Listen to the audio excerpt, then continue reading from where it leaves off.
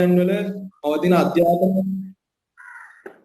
අධ්‍යාපනික ගැටලු කියලා ගත්තාම ගැටලු වල ප්‍රධාන ගැටලු තුනයි තියෙන්නේ.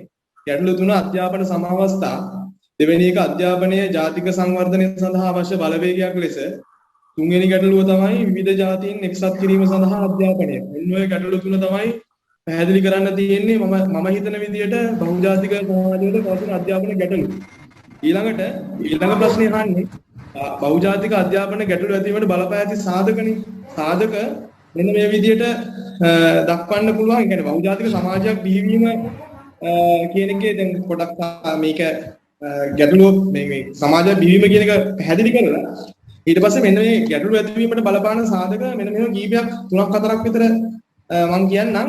විවිධ වාර්ගික කණ්ඩායම් අතර ඒ ජාතීන් සිටින සංඛ්‍යාවට වඩා වැදගත් වනුයේ ඔවුන් අතර බලය බෙදී ගොස් ඇති ආකාරය. බලය බෙදී ගිහිල්ලා තියෙන ආකාරය තමයි එක ගැටලුවක්. ඒ කියන්නේ ජනවාර්ගික කණ්ඩායම් වල විවිධ වාර්ගික කණ්ඩායම් අතර ඒ ජාතීන් සිටින සංඛ්‍යාවට වඩා වැදගත් ඔවුන් අතර බලය බෙදීලා තියෙන ආකාරය ඔන්නෝක එක්තරා දුරකට සාධකයක් වුණා. මේ බහුජාතික අධ්‍යාපනයේ ගැටලුවක් විදියට ගැටලු ඇතිවීමට බලපාන සාධකයක්.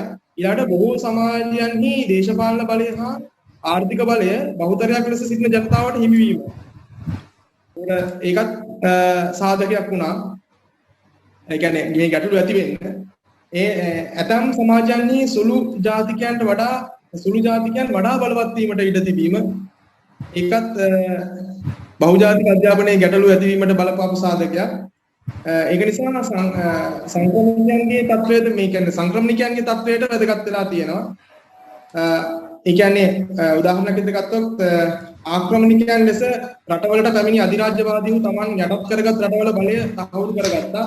උදාහරණ ඇමරිකා එක්සත් ජනපදය, දකුණු අප්‍රිකාව, නවසීලන්තය වගේ රටවල්. ඒත් එක්කම වෙනත් හේතු නිසාද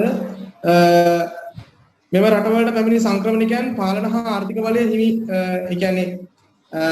හිමි නොවීම. ඒ කියන්නේ ඒ උදාහරණ එක විදිහට ගත්තොත් ඇමරිකා එක්සත් ජනපදයට පැමිණි නිග්‍රෝවරු එක්සත් රාජධානියේ ආසියාතිකයන් ඒ කියන්නේ මේගොල්ලන් මිනිහාට සංක්‍රමණිකයන්ට පාලන හා ආර්ථික බලයක් හිමි වුණේ නැහැ.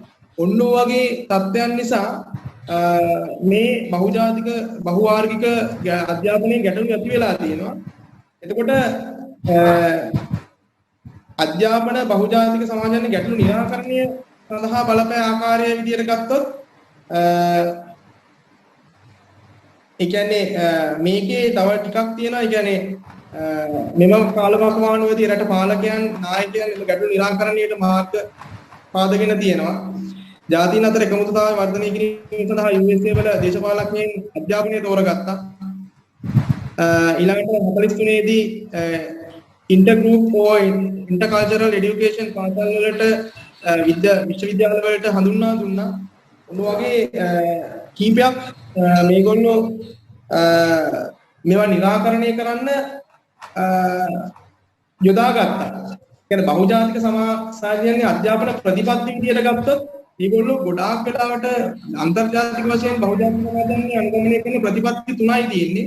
එකක් වෙන් කිරීම, එකක් සමග්‍රහණය, අනිත් එක බහු සංස්කෘතික නැත්නම් අන්තර් සංස්කෘතික අධ්‍යාපනය. ඔන්න ඔය තුන තමයි මෙහිදී බහුජාතික සමාජයන්ගේ වාර්ගිකතාවය සම්බන්ධ ගැටලු විසඳීමට ගෙන තියෙන ක්‍රියාමාර්ග. ඔන්න ඔය ටික තමයි මට නම් හිතෙන්නේ මේ ප්‍රශ්නෙට කෙලින්ම ඩිරෙක්ට් අදාළ කරගන්න ඕන කොටස් ටික.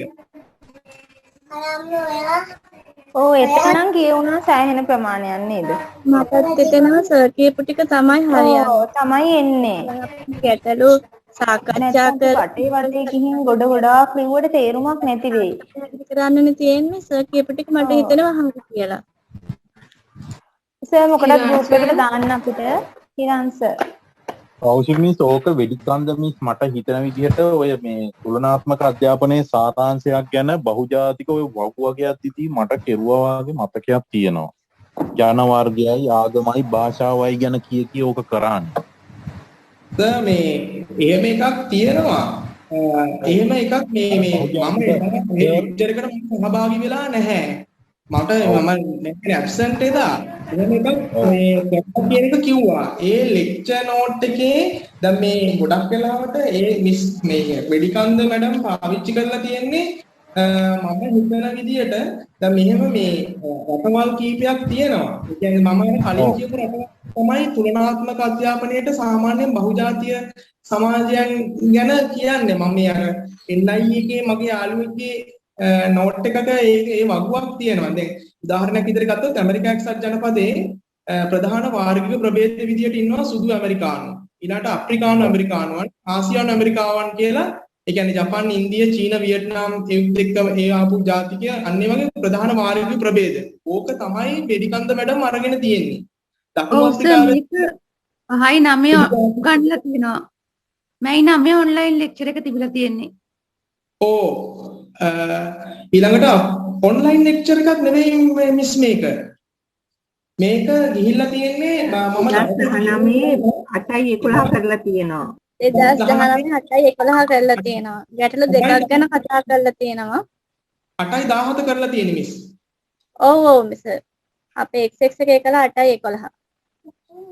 TX එකේ කරේ 8යි 17. මේ දීපු chart එකේ එහෙම ඔක්කොම දීලා තියෙනවා ඒක ඉතුරු ටික කියලා මේ ඔන්ලයින් එකේ මේ මම ලියාගෙන තියෙනවා ඒ ටික. ඔය ඇමරිකා එක්සත් ජනපදයේ අර්ජන වර්ග ටික ආගම් භාෂාව ඒ ටික ඔක්කොම දීලා තියෙනවා. ඒ ටික අපිට නම් දුන්නේ ටික දාන්නකෝ මේ group එකට. අපිට නම් දුන්නේ නැහැ. එහෙම දීලා නැහැ.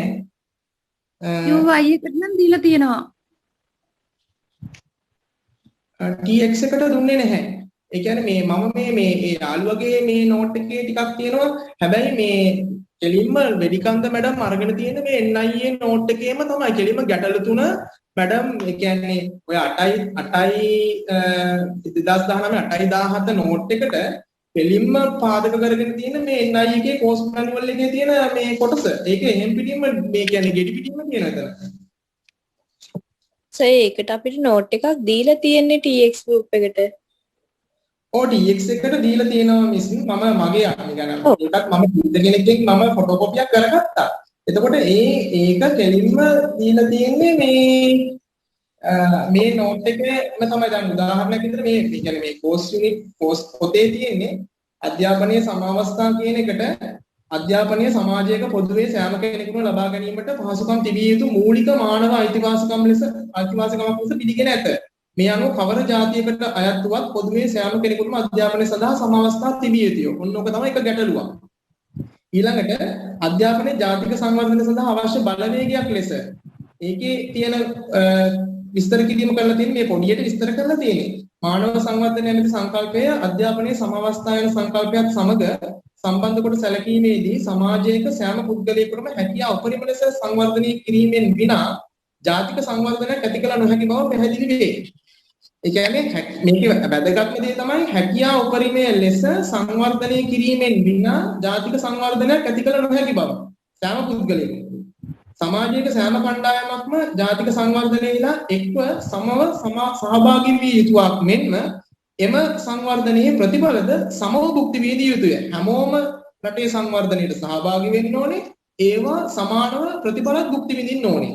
ඒක තමයි ජාතික සංවර්ධනය සඳහා අවශ්‍ය බලවේගයක් විදිහට සඳහන් කරලා තියෙන්නේ.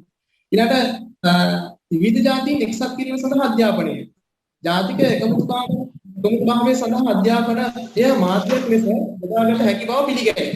ඉස්මතු කිරීමෙන් විවිධ වාර්ගික පසුබිම් ඇති පුරවැසියන් වාර්ගික හැඟීම් යටපත් කර ගනිමින් තම රට කෙරෙහි ඇල්මක් ඇති කර ගැනීමටත් ඒ අනුව කටයුතු කිරීමටත් පෙළඹෙන බව බොහෝ දෙනාගේ මතයයි. මෙම අධ්‍යාපන පරමාර්ථ ළඟා කර ගැනීමට අපහසු වූ සමාජ තුළ ඒ කොටස් අතර විවිධ විෂමතා, අවිශ්වාස හා සැකය ඇතිවීම හේතු කොටගෙන විවිධාකාර වූ අර්බුද ගැටීම් ඇති වෙන්න පුළුවන්. ඒකත් ඔන්න ඔය කියන විදිහ ගැටලුවක්. ඊළඟට මේගොල්ලෝ මෙයා කියලා තියෙනවා මේ පොතේ බහුජාතික සමාජයන්ගේ අධ්‍යාපන ප්‍රතිපත්ති වලදී බහුජාතික සමාජවල අධ්‍යාපන ප්‍රතිපත්ති බොහෝ විට එකිනෙකට වෙනස් වූ බව දැකිය හැකිය. එකම සමාජයේ වුවත් විවිධ අවධිවලදී ප්‍රතිපත්ති වෙනස් වෙන්න පුළුවන්. බහුජාතීය සමාජයන්ගේ අනුගමනය කරන ප්‍රතිපත්ති අතර කෙලින්ම පළවෙනි කාරණය වෙන් කිරීම, දෙක සමග්‍රහණය, තුන අන්තර් සංස්කෘතික අධ්‍යාපනයේ වැදගත් කියලා දක්වලා තියෙනවා. මෙහිදී අපි තෝරාගත් බහුජාතීය සමාජයන්ගේ වාර්ගික භාවය හා සම්බන්ධ ගැටලු විසඳීමට ගෙන ඇති පියවර කවරේද සොයා බැලීම සඳහා ඒවායේ අත්දැකීම් සාකච්ඡා කරමු කියලා දක්වලා තියෙනවා රටවල් 4ක්. රටවල් කලින් මම කියපු රටවල් පහ ගැනම රටවල් හතරක් ගැන බොහොම සැකමින් දක්වලා තියෙනවා මේ කොටසක්.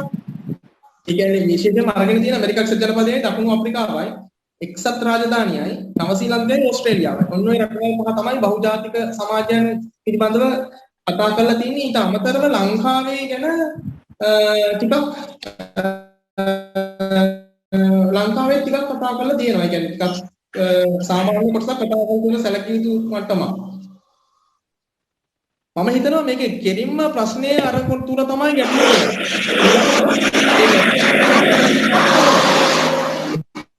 මේ ලංකා මැඩම්ගේ මේකේ මේ ප්‍රසන්ටේෂන් එකක් තියෙනවා. ලංකා මැඩම් මේක දාලා නැහැ. මම මේක දැක්කම ලංකා මැඩම් ළඟ තියෙනවා මේ ප්‍රසන්ටේෂන් එක. ඒ කියන්නේ එදා මේ ලැප් එක ඔන් කරනකොට මැඩම්ගේ අර ඒක තිබුණා. ඒත් මේ ලංකා මැඩම් මේක LMS එකටවත් කොහෙටවත් දාලා නැහැ. මේක UX group එකට මේ UX group එකට මේ 5යි 9 තමයි 2021යි 5යි 9 ඔන්ලයින් කරලා තියෙන්නේ. ලොකු මේ පාඩමක් මේක තුලනාත්මක අධ්‍යාපනයේ එක පැත්තක් මේකේ මේ එන ප්‍රශ්නයක් කියලා මම ලියාගෙන තියෙනවා ශ්‍රී ලංකාවේ අධ්‍යාපන පද්ධතියට බහුජාතික මේ බහුවාර්ගික ප්‍රශ්නේ ශ්‍රී ලංකාවේ අධ්‍යාපන පැත්තේ බහුවාර්ගික ගැටලුව නැති කරන්න ගන්න පුළුවන් උපාය මාර්ග විභාගයට එනවා කියලා නම් ලියාගෙන තියෙනවා. ඔව් සර් ඒක දුන්න මැඩම් මාත් ලියාගෙන තියෙනවා ඒක. මේක මේ ලොකු පාඩමක් සර් මේක. මේ ලොකු මේ තුලනාත්මක අධ්‍යාපනයේ අනිත් පැත්තේ තියෙන කොටසමයි මේ. ලොකු කොටසක් මේක. මේක ඇමරිකාවේ දකුණු අප්‍රිකාවේ එහෙම ලොකුවට යනවා ওই පාඩම. ඔව් සර් ඒක ඇත්ත. දැන් අපිට මේ ලක්ෂ්මන් සර්ගේ මේ වෙඩික්කාර සර්ගේ තියෙන සම්පූර්ණ දැනුම තුලනය කරලා මෙතනට ගේන්න ඕන. ඒකත් එක්ක එහෙමයි ලියන්න ඕන. මේක තමයි පාඩමේ හරය. මේ විෂයේ හරයෙන් කොටස භාගයක් ඔය. ඔව් ඒ කියන්නේ දැන් වෙඩික්කාර සර් අපිට කරලා තියෙනවා ඇමරිකා එක්සත් ජනපදයයි බ්‍රිතාන්‍යයි චීනයයි. ඔන්න ඔය තුනත් එක්ක ලංකාව සංසන්දනය කරලා බහු ජාතික මේ සංස්කෘතියක් තියෙන රටාවක් එක්ක ලංකාවත් ඒකත් එක්ක සංසන්දනය කරලා කතා කරන්න පුළුවන් ඇත්ත වශයෙන්ම. මම මේකේ මේ අපිට දකුණු අප්‍රිකාව කතා කළා. දකුණු අප්‍රිකාව ප්‍රසන්ටේෂන් එකක් තිබුණා මැඩම්. දකුණු අප්‍රිකාවත් කතා කළා නේද අපිට? ඔව් දකුණු අප්‍රිකාවත් කතා කරා. ඔව්. ඊට බහු සංස්කෘතික අධ්‍යාපනයේ ප්‍රවේශ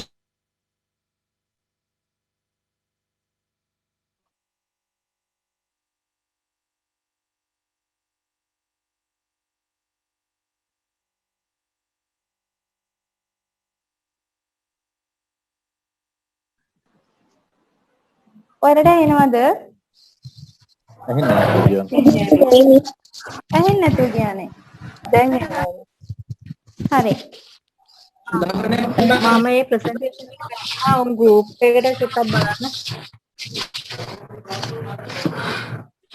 ප්‍රසන්ටේෂන් එක දෙන්නද මිස්? ඔව් ප්‍රසන්ටේෂන් එක කලින් මම ගෲප් එකෙන්ම ගත්තේ. එහෙම ප්‍රසන්ටේෂන් එකක් තිබ්බා බලන්න මේ චුට්ටක් මමත් බලලා නැහැ. අපිට නම් හම්බුනේ නැහැ මම අපි දැක්කෙත් නැහැ අර ප්‍රසන්ටේෂන් එකක් මොකක්වත් නෑ. මට තිරස මේකෙන් එක දෙයක් පැහැදිලි. අයියෝ අතන තියෙන එතනින් දාලා රට තියෙන රතුළුන් ටිකනේ. අර රතුළුන් ටික පොඩි වට්ටියට දාන්නේ නා.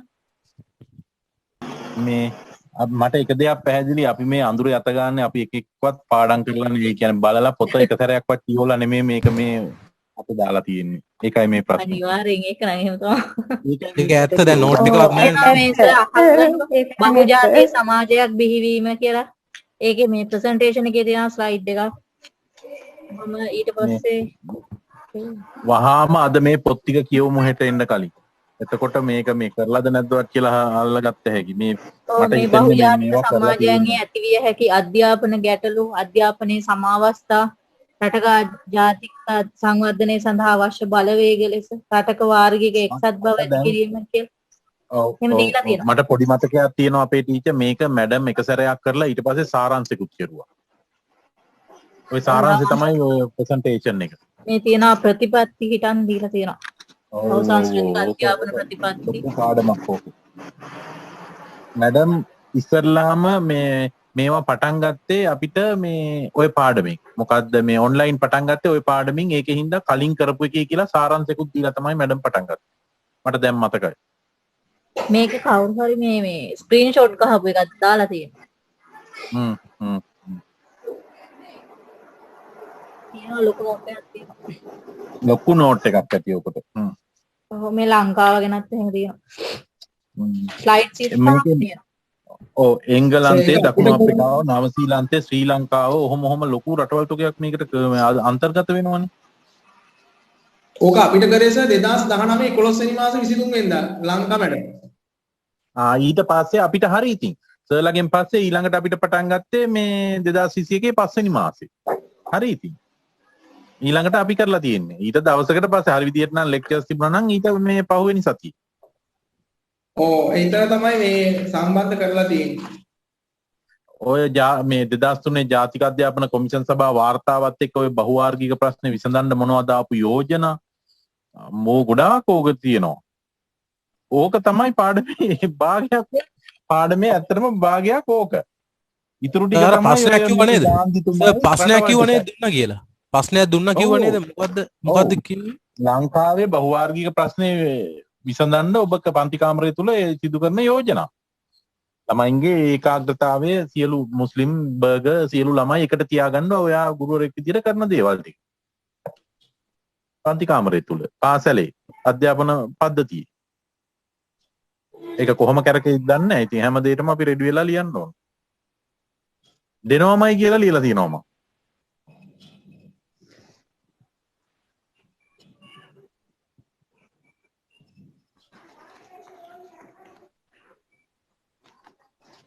අපි හොඳට මේ ඉස්සරලා තියෙන නෝට් ටික එකතු කරගෙන පිළිවෙලකට මේක චූට්ටක් කියෝලා තමයි මේකට බහින්න වෙන්නේ. මේක නැත්තම් මේ හරි ප්‍රශ්නයක්.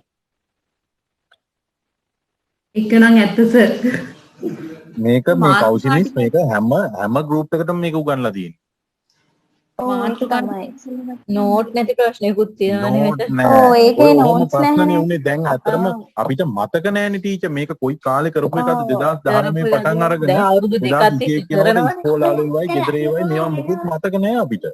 ඔව් කිසිම අදහසක් නැහැ. ඔව් දැන් අර දැන් තම තමන් ළඟ තියෙන නෝට් එක ගෲප් එකට දාපුවම ගෲප් එකේ ඉදිරිය නෝට් එක හරි හෙට වෙද්දි කියව ගන්න පුළුවන් වෙයිනේ. කට්ටියට මේක හරි. ඔව් නැත්නම් වෙන කරන්න දෙයක් නැහැ. ඉතින් නෝට්ස් නැහැ නේ. ඊරාන්සර්ගාව නම් ගොඩක් තොරතුරු තියෙනවා. වැදගත් වෙයි කියලා හිතනවා.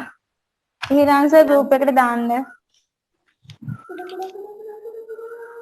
ඊරාන්සර් මිස් මේකේ මම දාන්නම් මේ අර NI එකේ මම මේ ප්‍රශ්නෙට අදාළ කරලා තියෙන ටික මම දාන්නම්. අර ප්‍රතිසංස්කරණ වලට අදාළව තිබ්බේස ඒකත් දාන්න.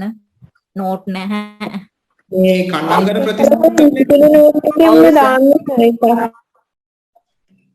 කණ්ණාංගර ප්‍රතිසංස්කරණයට අපිට හෑන්ඩ් අවුට් එකක් දෙන්නම් කිව්වා දුන්නේ නැහනේ. ඒක අච්චාරුවක් වෙලා තියෙනවා. මුකුත් නැහැ. ඒක තමයි සබ්ජෙක්ට් එකත් අප්සෙට් නේ. ඒකේ තියෙන නෝට්ස් උත් නෑ. ඉතින් පිළිවෙලකුත් නෑ. ඒක නිසා මම මෙහෙම උදව්වක් කරන්නම් මිස් මේ කන්නංගර කමිටු යෝජනා ටික මේ මම අර යාළුවෙක් ඉන්නවා මට එයාගෙන් ගෙන්න ගන්න පුළුවන්. ඒ කියන්නේ මේ අර මම යෝජනා 32 මම දාන්නම්. එයා ළඟ තියෙනවා අනිවාර්යයෙන්ම ඇති. ඔව් සර් ඒකත් දාන්න. අර අනිත් සර් කිව්ව ටිකක් දාන්න චුට්ටක්. මේ අනිත් මිස් අපි මේ ඩිස්කෂන් එකට කලින් දවසේ අපිට පොඩ මාතෘකාව දැම්මනම් කරුණු හැමෝම ටික ටික හරි හොයන් එයි මිස්. අපි කතා කරමු. මාතෘකාව කියන්නේ අපි දැන් පිළිවෙලකටනේ සාකච්ඡා කරන් යන්නේ නේද සර්? අපි මේ දැන් ගෲප් එකේ හැමෝම දන්නවනේ දැන් අපිට තියෙන ප්‍රශ්න ඊළඟට. ඔව්. ඒක නම් සර් අපි දැනුවත් වෙලා නේද තියෙන්නේ. අපි දැනුවත් වෙනවා නේද? දැනුවත් මං හිතන්නේ. ඔව්. ඒ කියන්නේ දැනුවත් කියන්නේ අපි දැන් අද මේ 9 වෙනි එකයි 10 වෙනි එකේ මේ 10 වෙනි එකයි හොඳට කතා කරානේ අපි. ඒකට සුපිරිම දැනුමක් ආවනේ මේ බහුජාතිකයක අපි ඇත්තටම අපි කොහෙද තියෙන්නේවත් කියලා දන්නේ නැති එකකින් හින්දා තමයි මේ ප්‍රශ්නේ ආවේ. නැත්තම් මේකේ අහන්නේ බහුජාතික සංස්කෘතික සමාජවල පවතින අධ්‍යාපන ගැටලු. බහුජාතික සමාගම මේ බහුජාතික සංස්කෘතියක් කියන්නේ මොකද්ද? විවිධ අය ඉන්න තැනනේ එතන. ඒකේ තියෙන ගැටලු. ඒ සමහරුන්ට බලය වැඩි, සමහරුන්ට දේශපාලන බලය වැඩි. ඒ පැත්තට එතකොට අසාධාරණ වෙනවා විශ්වවිද්‍යාල ප්‍රවේශي. ඕක සියලුම විෂය හර එකතු කරලා ওই ප්‍රශ්නෙට උත්තරේ ලියන්න ඕන. ඊට පස්සේ තියෙන්නේ බහුජාතික ගැටලු ඇතිවීමට බලපාන සාධක. සමහර විට ජනගහනය අධික ලෙස බෙදීම, ඔය නාගරිකකරණය, එක මේ ජන වර්ග වලට සමාජයේ තියෙන පිළිගැනීම, ඔය වගේව අනුව ලියන්න තියෙන්නේ. ඒක මුළු මේ තුලනාත්මක අධ්‍යාපනයේ හරයම අරගෙන ලියන්න තියෙන්නේ. හැම දැන් අර අවුරුද්දෙම ඊළඟ 12 වෙනි ප්‍රශ්නේ බලන්නකො ඒවට ටක්කේට උත්තර අපිට දෙන්න පුළුවන්. 72 ප්‍රතිසංස්කරණේ ලන්දේශුගේ අධ්‍යාපන ප්‍රතිපත්ති ඒවා අපිට නියමිතව කතා කරන්න පුළුවන්. දැන් එතකොට අර අහපු ඥානක සර් අපි දැන් අර අහපු සර්ට කියමු දැන් ඊළඟ ප්‍රශ්නේ තියෙනවානේ ওই ටික. එතකොට ඒක තමයි අපි හෙට සාකච්ඡා කරන්නේ. ඒ කියන්නේ ඒ ප්‍රශ්නේ ඒ කියන්නේ පේපර් එකේ ඊළඟ එක 12 වෙනි ප්‍රශ්නේ ඔක්කොම ටික වගේ සාකච්ඡා කරනවා. ඔව් පුළුවන් වුණොත් 14. ඒ තුන විතර බලා ගන්න. ඔව් ඒක තියෙන්නේ බලාගත්තා නම් හරි. අධ්‍යාපන ප්‍රතිසංස්කරණ සහ යුගවල අධ්‍යාපනය. ශ්‍රී ලංකා විශ්වවිද්‍යාල අධ්‍යාපනය හා වර්තමාන තත්ත්වයන් ටික තියෙනවා. ඊට පස්සේ කෝල්බ්රුක් වාර්තාවේ අධ්‍යාපන යෝජනා ටික තියෙනවා. ඒවා හොඳට තියලා තියෙනවා වගේ මට මතකයි. ඊට පස්සේ 19 වෙනි සියවසේ අවසාන වෙන විට ලංකාවේ අධ්‍යාපනය කෙරෙහි දේශීය ආගමික හා ජාතික ප්‍රබෝධය බලපෑ ආකාරය 1900 ගණන් වල. ඒ ටික බලාගත්තා නම් ඇති ඊළඟට. ඔන්න ඊළඟ එක මා හිතන්නේ කරලා නැහැ. අධ්‍යාපනයේ ආර්ථික වටිනාකම තක්සේරු කරන දෘෂ්ටි කෝණ. රාජ් සර් ඒකත් කරලා තියෙනවා. ඒකත් කරලා තියෙනවා. අර නොනිස්සද කොහෙද නේද කරේ? ගලගම කරලා සර් තියෙනවා කරලා. රාජධානය කළා. හ්ම්. ඔව් මෙහෙම කමන්නේ මෙහෙම හරි සාකච්ඡා කරද්දී අපිට එතකොට මොනවාද කරේ කියලා නැති කියලා අවබෝධයක් හරියනවනේ. එකක් හරි හොයන්නේ ඒක හරි. එහෙම නැත්නම් අපි විභාගෙට ගිහින් තමයි පොත් ටික හොයන්නේ. ඒක නම් ඇත්තම. අනිවාර්යෙන් දැන් අපිට දැන් මොකක් හරි පුළුවන් නේ. අපි අද මේ ප්‍රශ්න දෙකට අදාළව සියලු දෙනා චූට්ටක් කියවමු. එක පැය භාගයක් කියවමුකෝ. ඊට පස්සේ අපිට පුළුවන් මේක ලස්සනට කොට දාගන්න. එතකොට මේ නැති කෙනෙකුට අපිට ෂෙයා කරන්න පුළුවන් නේ දැනුම. මේක මේ අඳුරේ අතගාලා වැඩක් නැහැ. දැන් අපිට මේ මනෝවිද්‍යාව ඔහොම කෙරුවා. දැන් මේක මේ අතහැරලා වාගෙන ඉන්නේ අපි. ඒක හරියන්නේ නැහැ. හරි විදියට කරමු. මනෝවිද්‍යාව කෙරුණා හොඳට නේද අනේ. මනෝවිද්‍යාව හරියට ගියා. දැන් ඔయిత වැඩිය EME ආවොත් එහෙම ඔయిత වැඩිය පිස්සුවක් නැටෙන්න වෙනවා. ඒකින්ද මේක හරියට එමේ නම් පිස්සුවම තමයි. නෑ අවංකවම මමත් බැලුවේ නෑ. මේ බලලා නැතිකම මේ තියෙන. මට තේරෙන හැටියට අනිත් අයත් බලලම නෑ. ඒක හින්දා චුට්ටක් එක්කෙනෙක් දෙන්නේ පොඩ්ඩක් සූදානම් වෙලා තිබුණා. නෝට් එක හොයාගෙන නෙමෙයි චුට්ටක් ඒක පොඩ්ඩක් කියෝලා. ඔව් ඒක මේ පොඩ්ඩක් සවිබල වෙලා එන්න ඕන. නැත්නම් ටිකක් අමාරුයි වැඩි. අපි එහෙම කරමු. අපි හෙට මේ ඕක සාර්ථකව කරමු කවුසිමිස්. ඔව් ඒක තමයි අපි හැමෝම දැන් මේකට දැන් තියෙන නෝට්ස් ටික හැමෝම තමන් ළඟ තියෙනව දාන්න. එතකොට පුළුවන්නේ අර මේ හිරාන්සට පුළුවන් නම් අර අපිට කලින් එකට දුන්නා වගේ පොඩි ෂෝට් නෝට් එකක් හදලා හැදුව එකක් තියෙනවා නම් ඉතින් මේ උදව්වක් විදිහට දෙන්න ඉතින් අපිට. ඒකට හැමෝටම ප්‍රයෝජනයක් වෙයිනේ. තියෙනම් මම දැන් මේ හදපු එකක් නම් මම ඊයේ මේ ගැහුවේ නැත්නම් මම මිස්ටර් මේ දානවා. මම මේකේ මේ හදපු එකක් නම් ඒ කියන්නේ මම හදන්න ඕනේ බලන්න විරාන්සර් තිබ්බොත් හදුවොත් මේ කවුසිමිස් මෙහෙමයි OBT එකක් එන හින්දා ගොඩක් දුරට ෂෝට් නෝට් මත ඩිපෙන්ඩ් වෙන්න හදන්න එපා. කරුණු ටික කොහේ හරි පොතට නෝට් එක අත්‍යවශ්‍යයි. නෝට් එක නැතුව ලියන්නම බෑ. නෝට් එකක් ඕනමයි. ඒකේ අවශ්‍ය ටික මෙහෙම කරන්න. OBT මිස්ලා ලියලා නැතුව ඇති නේද? OBT ටෙස්ට් ලියලා තියෙනවද මීට කලින්? පොඩ්ඩක් කියන්නකෝ. අපි පොත් ටික අරගෙන මම එක සබ්ජෙක්ට් එකක් කොහොම ලියලා තියෙනවා. පොත් ටික අරගෙන ඒ පොත්වල අර මේ ওই කඩවල වල තියෙනව නේද? චූටි ඔය මේ ඔය කවුන්ටර්ලා ළඟ එහෙම තියෙන්නේ අලෝන කොළ. පොතට හානියක් නොවන අර පටිය වාගේ කොළ තියෙනවා. ස්ටිකි නෝට්ස් නේ. අන්න ස්ටිකි පේපර්ස් අන්න ඒවා අරගෙන ඒකේ මාතෘකාව දැන් තුලනාත්මක අධ්‍යාපනයේ මේ බ්‍රිතාන්‍ය යුගයේ ඒකේ ලියනවා. හෑන්ඩ් අවුට් එකේ ගන්නවා. ඒ ටික සේරම එක තැනකට ගන්න. එහෙම අරගෙන ඒ වගේ හයිලයිට් වෙන කරුණු හයිලයිට් එකක් අරගෙන උඩින් මේ ඇඳ ගන්න. ඇඳගෙන හොඳට කියවලා තියන්න මේ ඕන අහවල් තැන අහවල් පොතේ තියෙනවා කියලා මතක හිතුනොත් ඇති. ඒ ටික ටක් ගාලා අරගෙන ලිව්ව හැකි. ඒ හින්දා එහෙම මේවා ඉඳ ෂෝට් නෝට් එක ඕන එක්සෑම් යනවා නම්. එක්සෑම් යනවා නම් සාරාංශය අරගෙන ඒක පොඩ්ඩක් මේ පුළුල් කරලා ලියා ගන්න. දැන් මේකේ අනිවාර්යෙන්ම මේ සාකච්ඡා කරන්නමයි ප්‍රශ්න දෙන්නේ. කෙටි ප්‍රශ්නෙන් නැතුව යනවනේ. ඒ හින්දා මේ අර විදිහට අනිවාර්යෙන්ම තමන් පාඩම් කරන තැන පාඩම් කරන්න නෙමෙයි අතරම කියවන්න අවශ්‍ය. කියෝන තැන ලකුණක් දාලා තියාගන්න අහවල් පිටුවේ අහවල් තැන මේක තියෙන්නේ කියලා. එච්චරයි.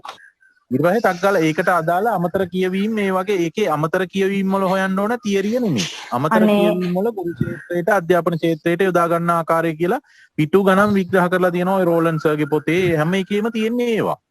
පද්ධතියට යොදා ගන්න හැටි තමයි අපිට මේ ප්‍රශ්නේ අහන්නේ. ඉතින් ඒකේ කියෝලා ඒකේ තොරතුරු ටික යටින් ඉරි ගහගෙන තියාගන්න. ටට්ටක් ගාලා ඇහැට දැකපු ගමන් 1 2 3 කියලා දාලා තිබුණා නම් ඒවා ටික ලිව්වා ඒවා විග්‍රහ කෙරුවා. එච්චරයි. ඕක හරිය ලේසි OBT එක. අර සර් කිව්වේ පේල් වෙන්න අමාරුයි කියලා ඇත්තටම ඕකේ පේල් වෙන්න අමාරුයි. හැබැයි තොරතුරු ටික ලියා ගන්න ඕන. ඒකයි වැඩේ තියෙන්නේ. සෝසර් දැන් මේක කියලා. සර්ගේ ඩිස්කෂන් එකක් තියෙනවද? ඈ? OBT එක ප්‍රශ්න මේ සර්ගේ ඩිස්කෂන් එකක් තියෙනවද? ඒ ප්‍රශ්න දැම්මට පස්සේ සර් ඒ කිව්වේ මට තේරුන්නේ නැහැ මිස්. ඒ කියන්නේ අහන්නේ එක්සෑම් එක කෙරෙන විදිහ සර්. ඒ කියන්නේ කොහොමද කරන්නේ? කියන්නේ අපි ගෙදර ඉඳලා එහෙමනේ. මෙහෙමයි OBT එකක් දුන්නොත් කෞෂිමිසුයි මමයි මේ පොඩි හාමුදුරුවෝයි කතා වෙලා තියෙනවා හබරණ හාමුදුරුවෝයි මේ පොඩි විනාඩි එකට පැය 5ක් 6ක් දෙනවනේ විනාඩි 40ක විතර පොඩ්ඩක් මේක ෂෝට් මෙන්න මේවා ලියපල්ලා කියලා කියන්න හිතාගෙන ඉන්නවා. ඒක වෙලාව අනුව තමයි තීරණය වෙන්නේ. ක්ෂණිකව මේ වෙලාවටම පැය දෙකමාරක් දීලා දෙකමාරෙන් මේ දාන්න කිව්වොත් එහෙම අපිට ඒක කරන්න බැරුව යනවා. එහෙම දිග පැය 5ක් විතර දුන්නොත් එක පේපර් එකකට අපි විනාඩි අඩුම තරමේ පැය භාගයක් අරගෙන මේ කරුණු ටික මේකට ලියන්න කියන එකවත් කියලා දෙන්න. එතකොට ටට්ටක් ගාලා ඒකට තොරතුරු ටික ලියා ගන්න. හැබැයි ඒක බොහොම ඉලීගලි කරන්න ඕනේ නැත්නම් ඒක කොපි කරුවා වෙනවනේ. ඕ ඒක තමයි අපි හිතන් ඉන්නේ එහෙම තමයි විනාඩි 40ක් වගේ අරගෙන කරන්න.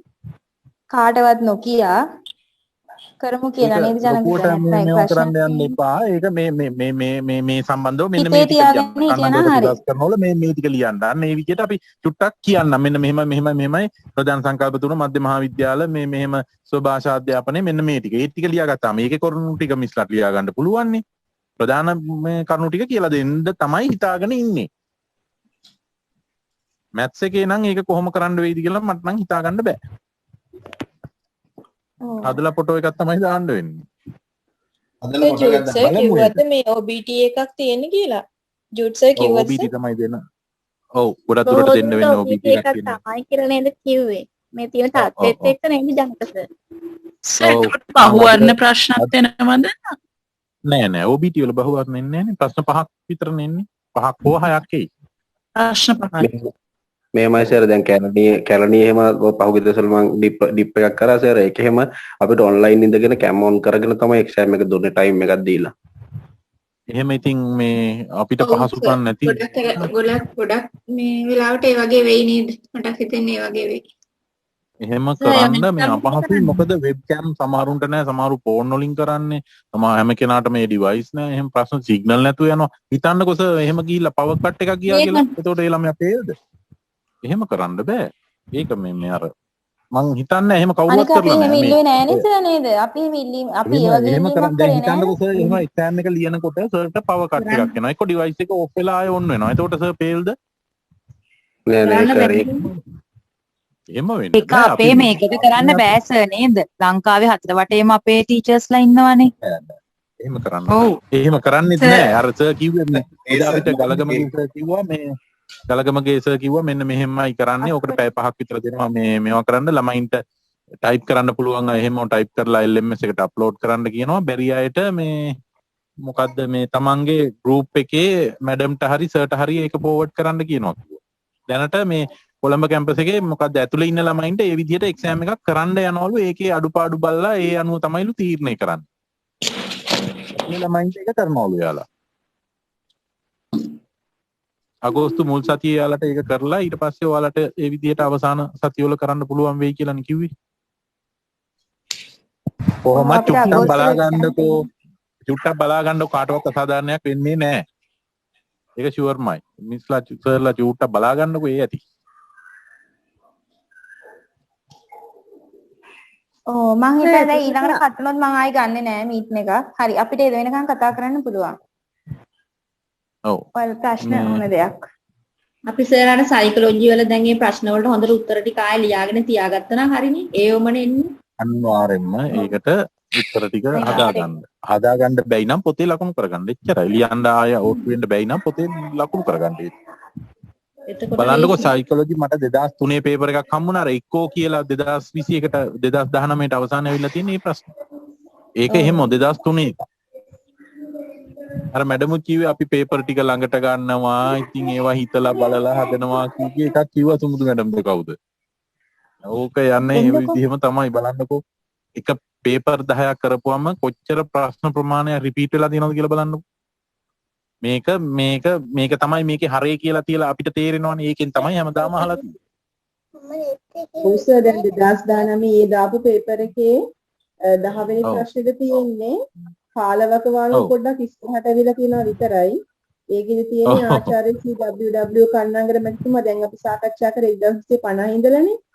50 ඉඳන් ඉස්සරහට ඇවිල්ලා.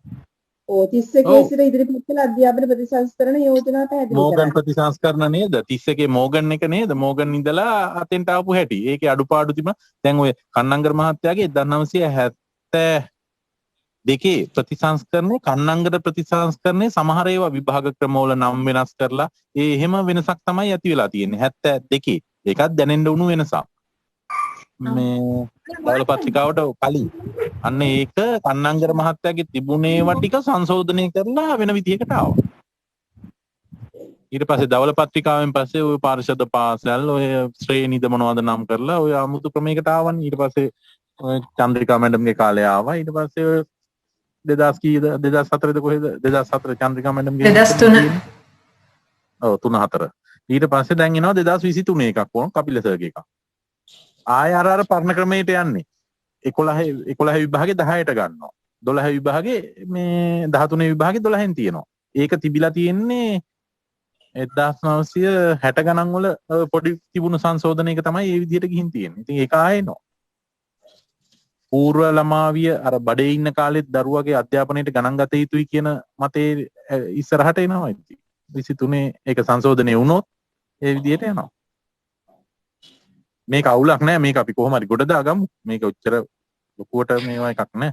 අමාරු තියෙන්නේ MEM EME. ඒක තමයි ඇඟ හිරි වැටෙන්නේ. ඒක නම් හිතා ගන්නවත් බෑ. අර ගණන් ටික නම් ඉතින් ගණන් අමාරු අයට අමාරුයි. අනිත් මං හිතන්නේ අනිත් ඒවත් පාඩම් කරගත්තොත් පුළුවන් සෑහෙන විස්තර තියෙනවා. ඉතින් අර ප්‍රශ්න හදන හැටි අනම් මනම් ඇහුවොත් ඒකේ මිස් එක්සෑම් එකක් තිබ්බොත් එහෙම අනිවාර්යෙන්ම භාගයට භාගයක් අපිට මේ කරලාද දැන් ඒක මතකෙත් නෑනේ මේ 2019 ඉඳන් අනිවාර්යෙන් යන ගන්න වෙන්නේ ඒක නම්. අර මිස්ටර් මතකද නිරෝෂා මැඩම් කරපු අර ප්‍රශ්න හදන ක්‍රම අනම් මනම් ගොඩාක් කරා මතකද? අර අමාරු පාඩම් වගේක් කරේ. ඔව් මතකයි. ගණන් කොහොම හරි හදනවා කියන්නකෝ. අන්න ඒව තමයි අමාරු.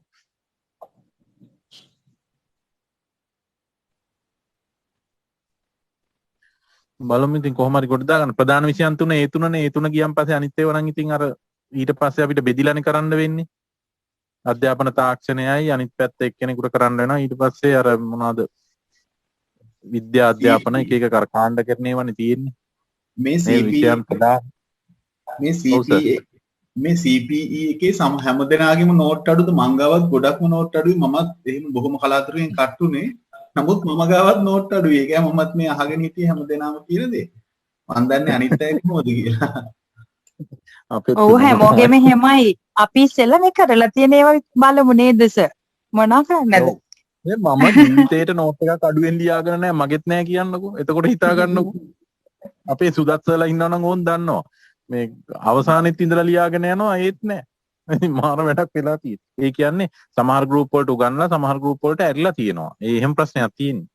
අන්න ඒකයි සර්. ඔව් දැන් අපි එක්සෙට්ස් මේ අපිත් ගොඩක් අඩුයි. දැන් මේකනේ අපි එකට එකතු වෙලා හැමෝම සාකච්ඡා කරන නිසා තමයි දැනගෙන තියෙන්නේ දැන්. අපි දන්නේ නැත්තම් දන්නේම නැහැ. අපි එක ගෲප් එකක විතර හිටියා නම් හැමදෙන ගෲප් ඔක්කොම තියෙන නිසානේ අපි දන්නේ. නැත්තම් දන්නේත් නැහැ. අනිත් එක අර එකම ගුරුවරයා කරනවා නම් අපිට ඕක කොහොම හරි මෙවනවා එක්කෙනෙක් එකක් කරනවා අනිත් එක්කෙනා එකක් කරනවා අර පිටි ඔළුව හප්පගෙන පිස්සු හදාගන්න ඇතුළට ගියා අපි අර ඒ නිකන් අර ජෝක් එකෙන් හිටියේ ඒකින්ද අර මේ දැන් අමාරුයි ඒක දැන් සිලබස් එකක්වත් තියෙනවා නම් අපිට ඒකට අනුව නෝට් ටික හදාගත්තා එහෙමත් නැහැනේ අමාරුයි ඉතින්. මෙහෙම ෂෙයා මේ කතා කරලම ඒ ටික විසඳ ගමු. එතකොට නෝට් ටික ඒ පිළිවෙලට හදාගත්තාම මොනවා හරි ලකුණු 40ක් එන්නනේ ඕන අපිට ලොකු මේව එකක් වැඩක් නැහැ නේ. ඒක ලියාගත්ත හැකි බය වෙන්න ඕන. ඔව් මොකක් හරි ලියා ගන්න පුළුවන්. ඒක මම ෆේල් කරන්නේ නැති වෙයි නේද ජනක සර්. එහෙම හිතාගෙන ඉතින් අපි හදාගමු. මේ වෙබ් එකේ මම මේ දැනට සර්ච් කරා මේ කන්නංගර පශ්චාත් කන්නංගර යුගයේ අධ්‍යාපන ප්‍රතිසංස්කෘතික පිළිබඳ සමාලෝචනයක් කියලා ලොකු පිටු 54ක NI එකේ මේ නෝට් එකක් තියෙනවා. මැඩම් NI එකේ හැම අවුරුද්දම ස්පීච් එකක් තියෙනවානේ. ඕක දාන්න එපා ගෲප් එකට. ටීචර් අද රැට ඕක කියවන්න. කියවලා වැදගත් කරුණු ටික වැදගත් කරුණු 10ක් අපිට හෙට දෙන්නකෝ ඒ ඇති. හරි මේ ඕකම දාන්න එපා. සර් ඒක ඒකට ටීචර් වෙනවා. ඔව්. හැම අවුරුද්දෙම තියෙනවා කන්නංගර ස්පීච් කියලා එකක්. එක විද්‍යාර්ථයෝ ඒ එකක් තමයි ඔය NI එක සයිට් එකේ තියෙනවා ඒ ඔක්කොම තියෙනවා. ඒක අපිට අර සර් කිව්ව විදිහට කියවලා පොයින්ට්ස් ටික තමයි ගන්න ඕන. මොකද ඔව් එච්චරයි ඕන. ඒක ඊට පස්සේ අපිට ලියා ගන්න පුළුවන්. මධ්‍ය මහා විද්‍යාල කිව්වම අපි මේ ගමේ තියෙන සම්පත් අර මොකද්ද ගමට කැකිරි මොකද්ද කොළඹට කිරි අපිට කැකිරි කිය අර තිබුණේ ඒවා ගැන ලියා ගන්න මොනවා හරි ලිව්වේ හැකි. අපිට අර ප්‍රධාන පොයින්ට් එකනේ ඕන. ඊට පස්සේ අපිට ඕන විදියට ලියා ගන්න පුළුවන්. මිස්සේ පොයින්ට් 10ක් ගන්නකො ඕනකට වැඩි ගන්නත් යන්න එපා. පොයින්ට් 10ක් ගන්න ඒ ඇති. අපිට ওই ප්‍රශ්නෙට ලකුණු 8ක්ද කොහෙදනේ එන්නේ? 8යි 4යි 12යි. ඔව්. අර මේ එතකොට ඒක ලොකුවට මේව කරන්න ඕනේ 6යි 6යිද කොහෙද එන්නේ? මේ එතකොට මේ ඒ ටික පොයින්ට් ටික ගත්තා නම් පොයින්ට් ටික ෂෙයා කරා නම් ඇති ඊට පස්සේ අපිට ලියා ගන්න පුළුවන්. එහෙම කරමු. දැන් ඕකම දැම්මට කවුරුවත් කියවන්නෙත් නැහැ. කියවන්න වෙලාවකුත් නැහැ. ඇත්තටම ඉස්කෝලවල දැන් මේ ඔන්ලයින් වැඩයි. ඔව් වැඩකුත් නැහැ. ඊට පස්සේ ලකුණු 25ක් හම් වෙනවා නේද එක ප්‍රශ්නයකට.